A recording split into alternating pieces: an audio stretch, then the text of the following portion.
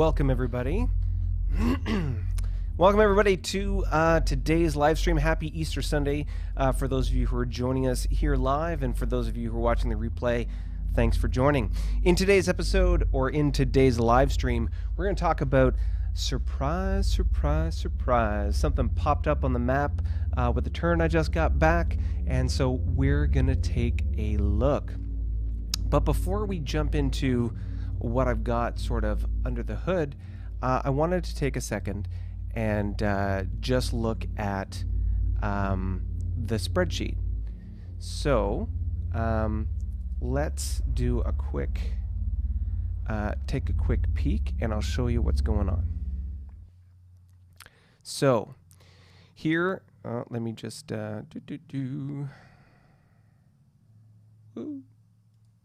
There we go. So here you can see the spreadsheet. So we're now in turn 13. That's the turn that we just got back. So 12 is completed, and we're now submitting for turn 13. That's right here.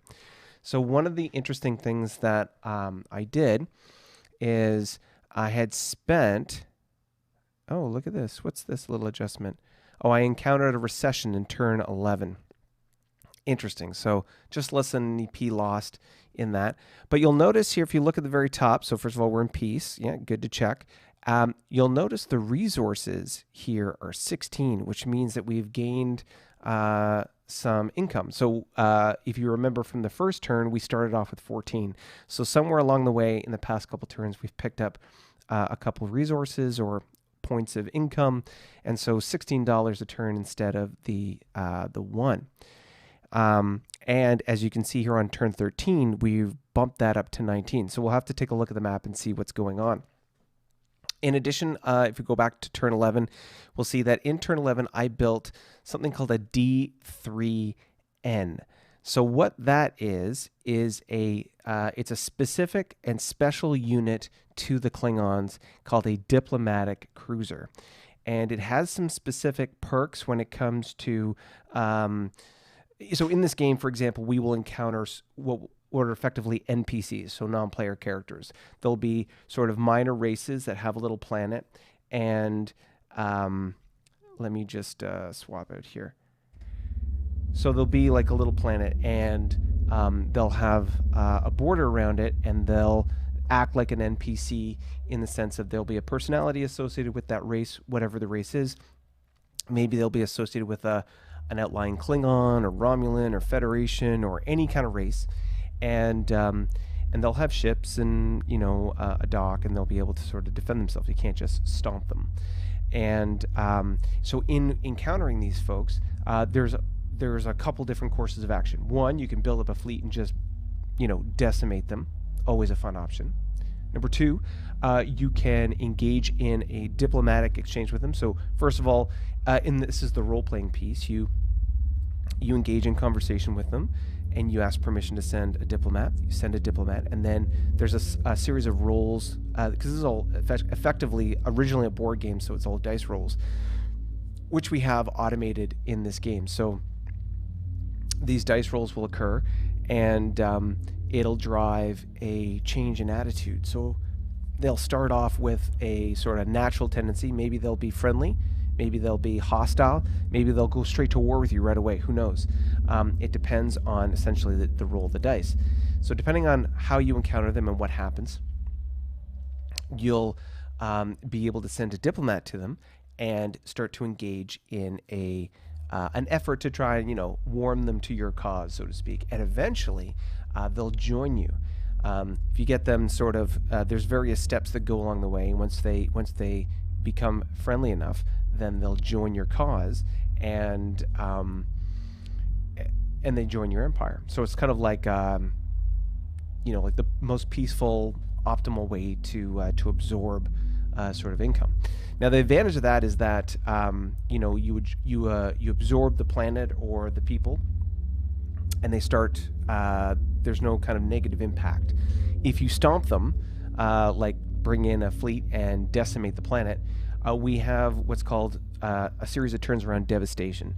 So there'll be a couple turns when the planet is basically coming under martial rule, and then there's a 10-turn cycle, or 5 years, where it recovers from being decimated. So if you think about carpet bombing an area, you destroy all the infrastructure and everything, and then it takes a certain amount of time to build that back up, build in infrastructure and build capacity for that planet, those people, to be able to produce again. And so that's effectively what happens here. So you have a 10-turn cycle where they're recovering, and then once they recover, they kind of recover back at the economic status that would be for that particular planet. So we have a number of different planets, sizes, start with colonies and get bigger, and as I discover those, I will share those with you in the map. So as we look back on the map here,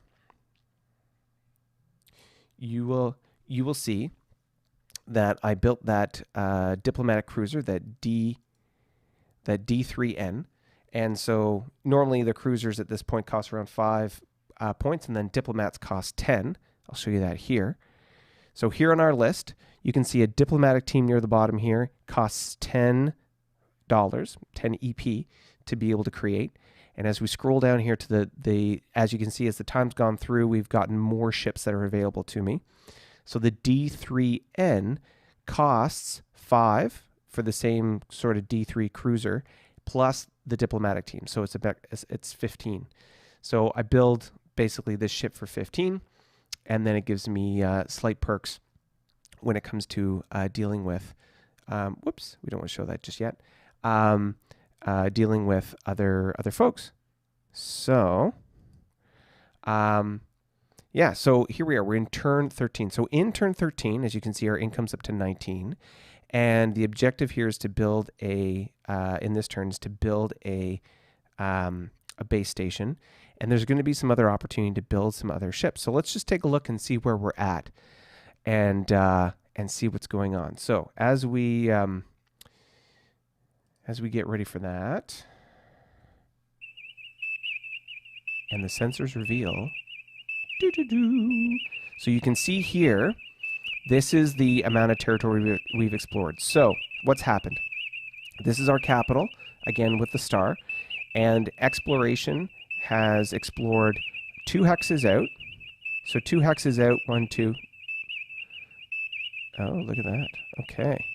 So I've got, oh, this is so interesting. Okay.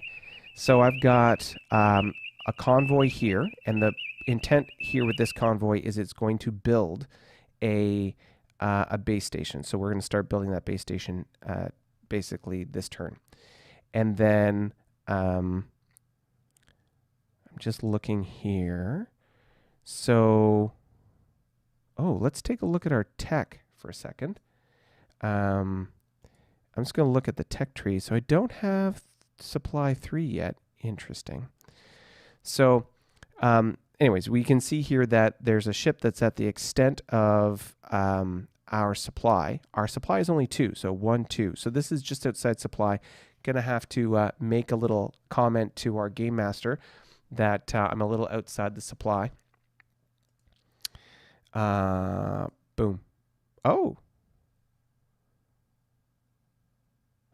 Oh, I see. Interesting. So here's what I think's happening. So as you can see, these little sort of domes here, they're colonies. In previous games, we were not able to draw supply from a colony. It would appear that is no longer the case. So I didn't realize that was the scenario, but it looks like you can now draw supply from a colony. Very interesting. So as you can see here, the colony supplies 2 hexes worth of supply, 1, 2, hence that large freighter, and extends the supply into this area of gray fog of war space here. And we built the base station down here at the southern cardinal point at 2 sectors out. And then let me just remove the ships for a second. And you can see that there's a what looks like a bunch of stars here. That is a resource. So that's 1 EP. Now these colonies also provide 1 EP. So it's 1 EP each. Let's take a quick look at our home system, see if anything's changed there. So So here we see two things. One, the home world, and this is why I built the diplomatic ship, is now at a plus, happy plus. So I'm going to open up another file here and share with you. Okay. Once it decides to pop up. All right. So let's revert to this screen. So here you can see, it's a little harder to see. Let me just make a change here so you can see this a little bit better. Oop, it's not what I wanted to do.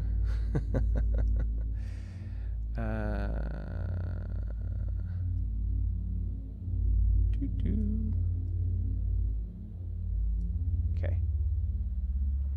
I want to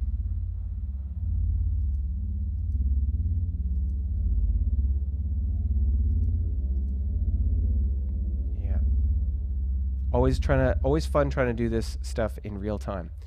So the desktop capture. Okay. Yeah, let's just move this like this so it's a little easier to see. Okay, there you go. All right. So here you can see these are our special rules. So these are kind of like the house rules that we apply and change. So there's general rules in the general rule book, and I fully encourage you to go check this out at what's the, hold on, let me just do a quick search here for Federation and Empire. So at starfleetgames.com/Federation and Empire, you'll come to this page, and at the very top you can check out for example, the game, but you can also check out the resources that they have, including rules lists and various other things. As you can see, there's a number of expansions here that are listed: Federation Empire, the basic game, advanced operations, strategic ops, and so on and so forth. And there's lots of stuff that you can download. But let's return to our rules. So the rules are broken up into sections, and so in the parts of the rules of the general rule book that we've made changes, we make note of them here. So for example, in the general rules, we talk about sequence of events, movement. So here you can see that, and remember when we talked about eras, the W is the early, Y, again early but just a little bit more sophisticated than W, and then M is kind of like the Kirk era of the original series. So you can see here the W, or for the Klingon ships, the D3, for example, they can move a total of 3 hexes. Ys can move 4, and Ms can move 6, for example. That's how we break that up. And there's some other things here. Combat rules, we have some, these highlighted yellow sections are the sections that are updated or changed since the last game, so changes that we've been made. So we can go through those. I don't want to overwhelm you with all of this stuff. Let's go to the economics. So here in economics, you can see when it comes to planets, these are the sort of the different levels we've got. So we've got a resource. That's that 3 kind of sparkly things that you saw. They provide you 1 EP. Colony also provides you 1 EP. And then there's an ability for anything from a colony and above to grow. And so population growth done every 10th year, starting in year 80. And then you'll see that there's a possibility for them to grow based on the die roll that occurs. So you can see here, let me see. So 2d6, and there's some bonuses that can occur, hence 13 and over. So 0 to 3, 4 to 6, 7 to 9, 10 to 12, and then you can see here what the chances are. So 2 to 6 is a success, 7 to 12 is a fail. Oh, sorry, this is the distance from the homeworld. My mistake. So that's the distance from the homeworld. So if it's 0 to 3 hexes, the colony can grow on a 2 to 6. So basically it's like a 50-50 shot that it'll grow. 4 to 6, it goes down and down and down and down, so on. So here we go. We got the colony, then a developing planet, which is just a little bit, obviously a little bit better than a colony. It provides you 2 or 2 EP. Minor planet, which is like a small planet, provides you 3. A medium planet provides you 4. I haven't seen the icon for a medium planet yet. That's new for this game, as you can see, is highlighted by yellow here. So that'll be interesting. And then there's a major planet. And then there's the home world. So that's, for example, the thing I was showing you just there a moment ago. And the home world provides you 10 points. Now, as we go to the far right of this column, you'll see the helpful, friendly, indifferent, unfriendly, hostile. So happy plus is the helpful category. So homeworld at helpful gives you a +2 bonus. +2 bonus. Am I doing that right? Yeah, does a +2 bonus on the EP. So my homeworld is giving me an extra 2 EP, so total of 12. Plus those 2 other colonies give me 1 each. So that's 1, 2, 3, 4 added on to the 14 gives me the, I believe it's 18, unless I've got, but I've also got the resource. So the colonies and the resource are 3 AP. The change is 5 on the 4 gives me the 19 total. So there we go. That helps you understand. Also something to look at here, you can see the slipways. So we talked about slipways before. We've got frigates, destroyers, light cruisers, which are CLs, CAs, CCs, which is a special slipway, or you can just do a modification to a CA hull. Then there's the DN, and then the battleship, which is something that comes into effect for Klingons, so something to think about. Now, every time you build a slipway, it's in the generation or technology generation that you currently have. So if you build a W and you go to Y, you have to upgrade it. So every time you're upgrading it to a better tech level, it's 5 EP. And so when you're upgrading a slipway, then you, for example, go from a frigate to a DD, it's 5 EP to upgrade it. You can see 10, 15, there you go. Minor is 2 EP or less. Oh, look at that. We can do conversion. I'll have to talk to the game master about this piece. I don't know what the deal is here. So overbuild. Each slipway or of a cruiser or smaller may overbuild 1 hull of its normal type per turn. So basically it can produce double, but you have to pay twice as much for that, like I said, with overtime. And as we go down here, there's limitations on what you can build. So for example, tugs, different kinds of ships, for example, and then the production of specialty teams, so R&D, prime teams, diplomatic teams, and so on. Operations. So I'm trying to see here if there is a special thing for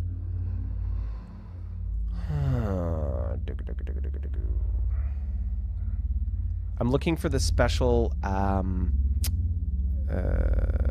modifying attitude.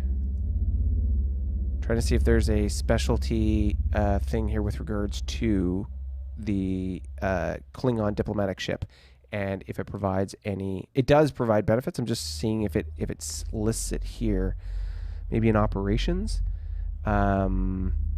Cloaked ships, Orion mercenaries. There's a whole bunch of stuff we can get into, but just for the purposes of this episode, okay, Klingons.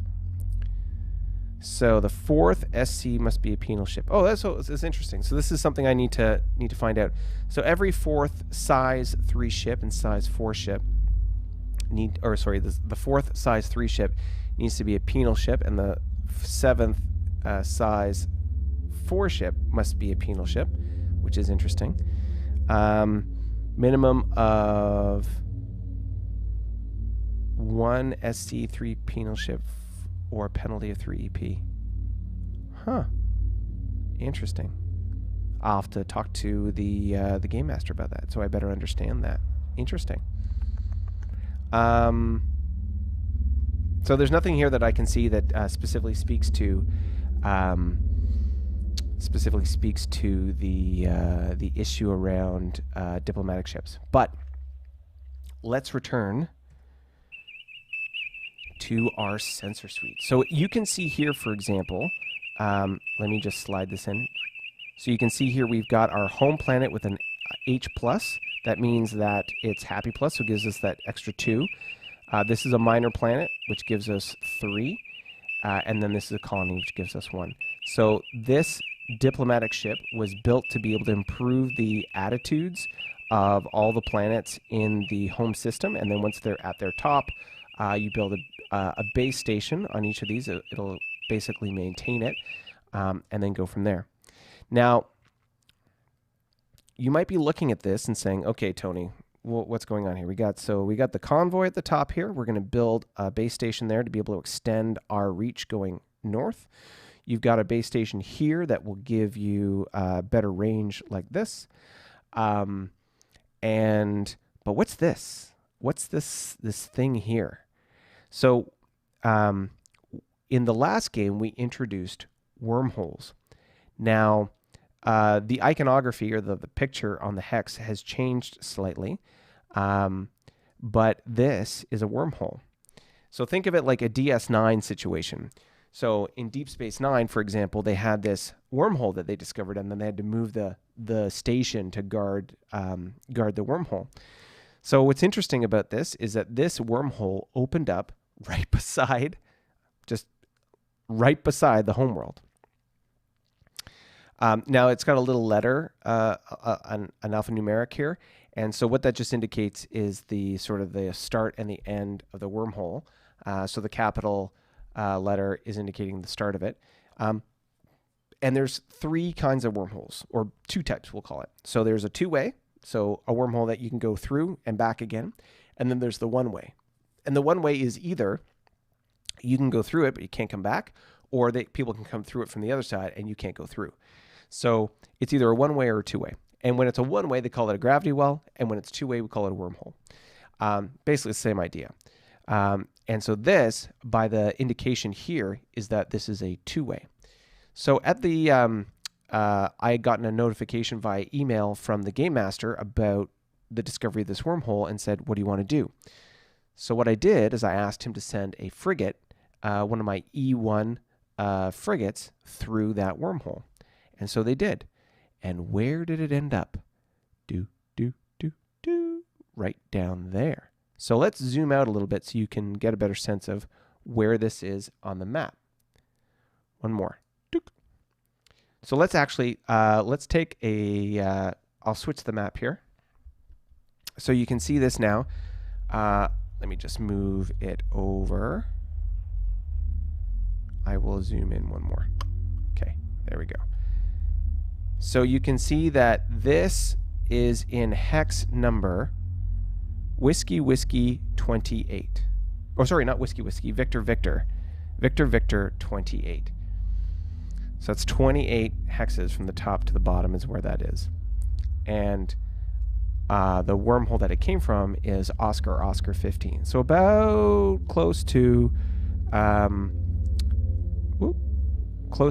10 hexes basically to the south.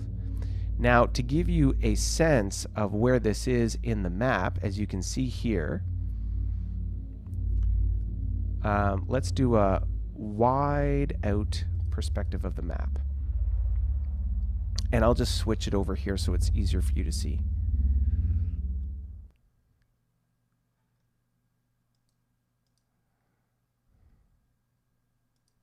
So here you can see basically the entire map. And it's basically a diamond shape or like a hexagon. And so you can see there's a quadrant, or not a quadrant necessarily, but there's a section up here. There's a section right here. And there's a total of 5 players in this game. So 1, 2, 3, 4, and we know that there's going to be somebody placed in the middle of the map. But generally speaking, it's a random distribution. So this guy has shown up here. So where is he going to go? Should I send him south to find my next buddy? Or what should I do with this guy? Now, one of the things with wormholes is that wormhole effectively is a technology. So let's take a quick look here at the tech tree. And where is wormhole? I know it's here somewhere. It's not. Where is it? Disruptor. Wormholes. Here we go. Strategic wormhole right here. So, in order to start researching it, you must have successfully explored a gravity rift or wormhole. And so I have passed through it, and now what I can do is I can put a ship on there with a research and development team and explore this wormhole. And then once you get to this point of technology, so when you travel it, it does not cripple your ship. Slow units, as in convoys and freighters, can travel through it. So slow units are convoys. So it will cripple a ship when you roll the dice. So no cripple ships, cripple ships can transit. It will cripple your ship on a 1 to 6, on a 2d6. Oh, that can't be right. 2d6. I'll have to find out what the die roll is for that. And then one ship can transit during a battle round. So when you're in a fight, if you want to retreat through the wormhole, you can, but it'll cost you. So basically, that's what that's all about. And then as you further develop wormhole technology, it allows you to be able to eventually get supply through the wormhole, and away you go. So one of the things that, let's go back to this for a second here. One of the things I want to be able to get is R&D teams. So R&D, let's go back to the MSIT here for a second. R&D teams come in year 80. So I can I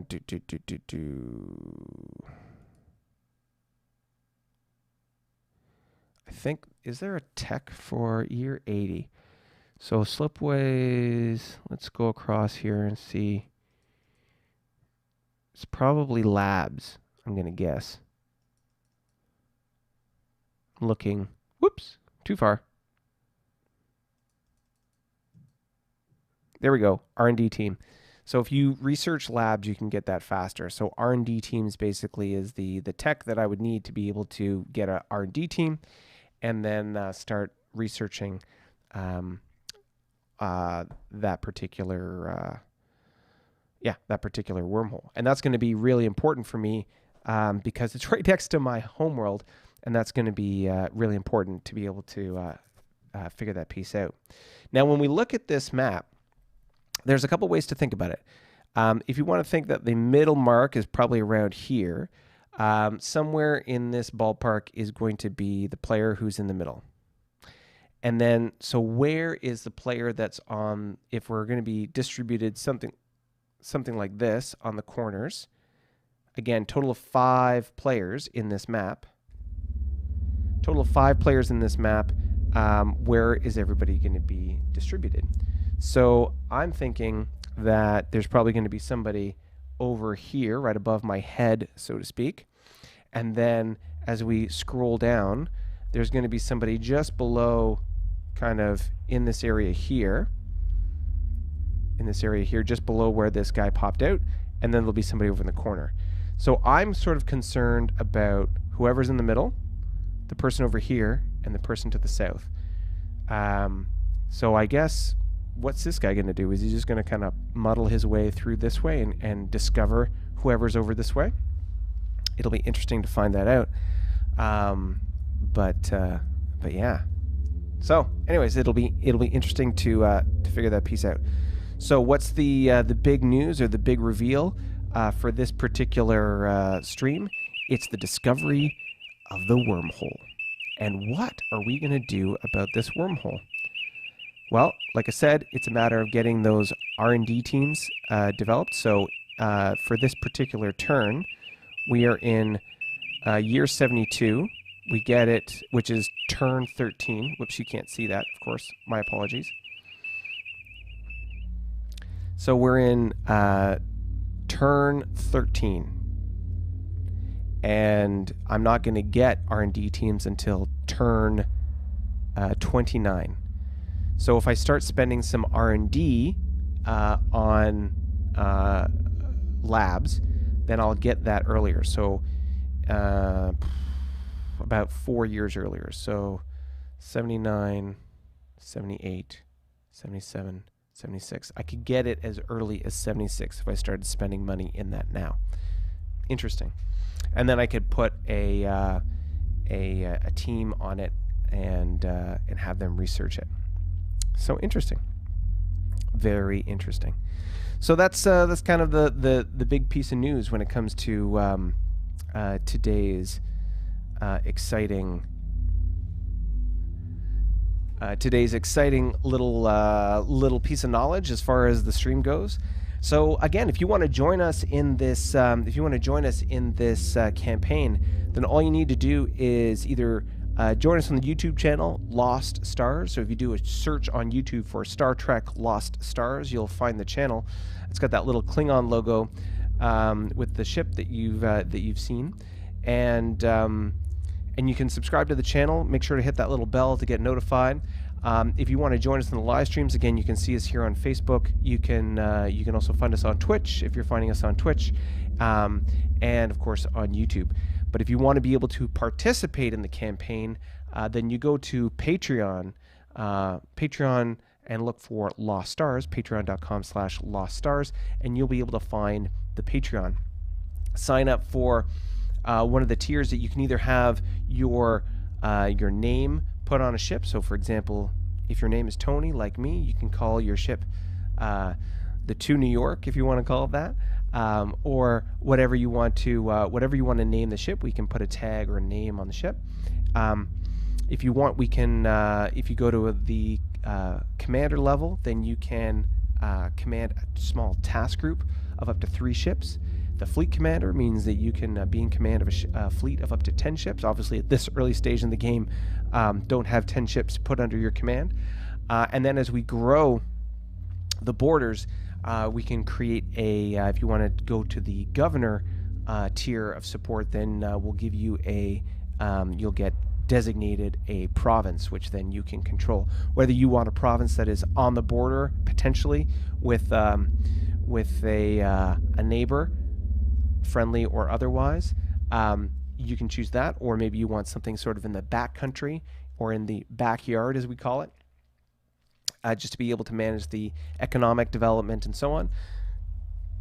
You can do that piece as well, and you can join us on the Discord channel, and we can have tactical discussions about what it is that we want to do, strategic planning on how we want to explore, expand, exploit, and exterminate the other players. But yeah, really interested to see what works well for all of you, and how you want to participate in this game. Do you just want to watch? Do you want to comment? And please do comment in the comments below. Let me know what you think about this. What do you think about what we're sharing here? What would you like to see to make it more exciting for you? Do you want to see more videos? We're talking about the role-playing piece, and I've got a bunch of those that I want to develop. Already, we're getting role-playing emails coming in through. Again, we play this via email, so I'm getting all these emails with kind of role-playing stories and so on.